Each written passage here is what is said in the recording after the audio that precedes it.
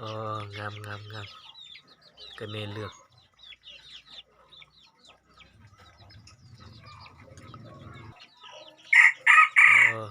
ขันหมดเนาะ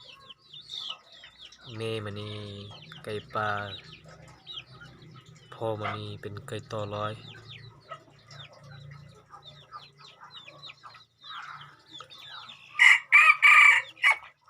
พอดีไก่ได้7 เดือนเนาะพอดีงาม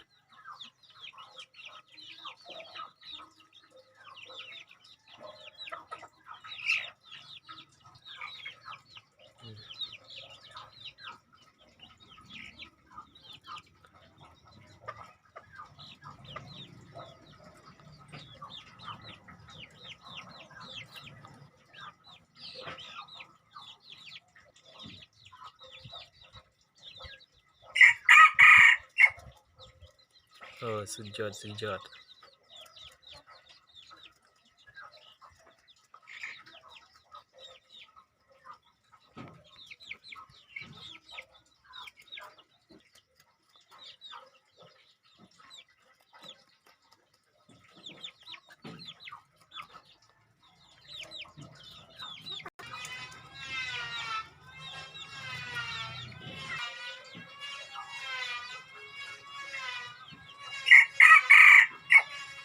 คักละบ่